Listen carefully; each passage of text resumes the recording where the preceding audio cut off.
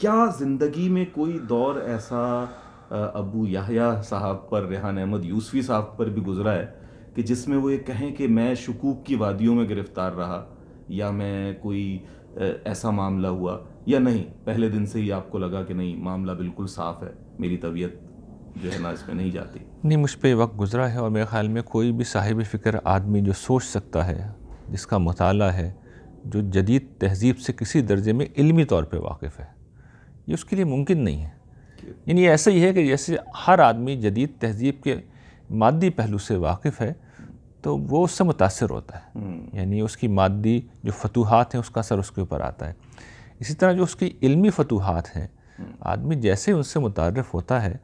और वो जाके देखते हैं, यानी उसके लिए कोई एथिज़म पढ़ने की ज़रूरत नहीं है, स्केप्टिसिज्म के तसव्वुरात को पढ़ने की ज़रूरत नहीं है। अगर आदमी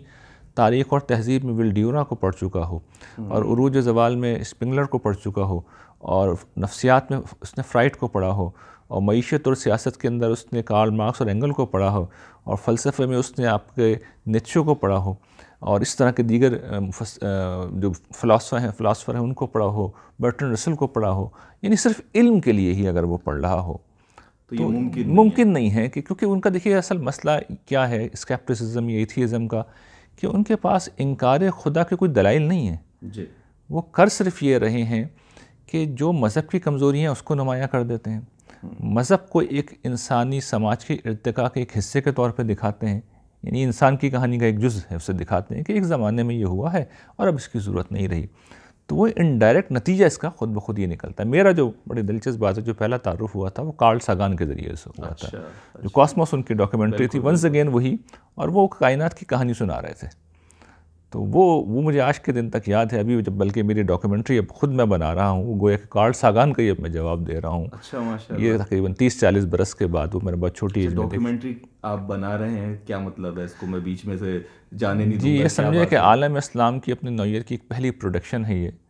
जिसमें मैं दीन इस्लाम का अक़ली मुकदमा कहानी की शक्ल में पेश कर रहा हूँ, जिसमें अव्वल से लेकर आखिर तक, क़यामत तक जो है वो इंसान की तारीख़ में खुदा ने जिस तरह उसको बयान किया है उसमें क्या होता रहा, और ज़ाहिर है कि वो पैगम्बरों की दास्तान है, पैगम्बरों की कहानी है। और फिर उसके बीच में मैंने ये बताया है कि कुरान मजीद का इस्तदलाली मुकदमा क्या है, तौहीद के क्या दलाइल हैं, वजूद बारी ताला के क्या दलाइल हैं, आखरत के रिसालत के क्या दलाइल हैं। और ये मैं पूरे यकीन के साथ कहता हूँ कि जिस वक्त इंसानियत के सामने दलाइल आएंगे तो सिवाय इसके कि आदमी ना मानने का फ़ैसला कर चुका, और ज़ाहिर है इसमें बड़ी तादाद में लोग होते हैं, कोई माकूल आदमी उसको इग्नोर नहीं कर सकता इंशाअल्लाह, और उसको सजदा करना पड़ेगा। इसकी वजह यह है कि खुदा वहाँ से अप्रोच करता है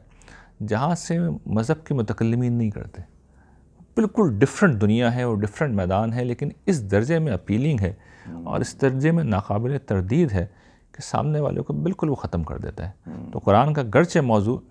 शिरक था, लेकिन वो एथियज़म में भी इसी तरह एप्लीकेबल है। तो मैंने बस इतनी खिदमत सर अंजाम दी है। ये जो आप बना रहे हैं डॉक्यूमेंट्री, ये क्या टीवी चैनल्स के लिए बना रहे हैं, नेटफ्लिक्स के लिए बना रहे हैं, या कोई ऐसा मामला? हमने इसमें कोशिश ये की है कि इसका मेयार जो नेट जियो का रखें, डिस्कवरी का रखें, नेटफ्लिक्स के स्टैंडर्ड पे से बनाएं,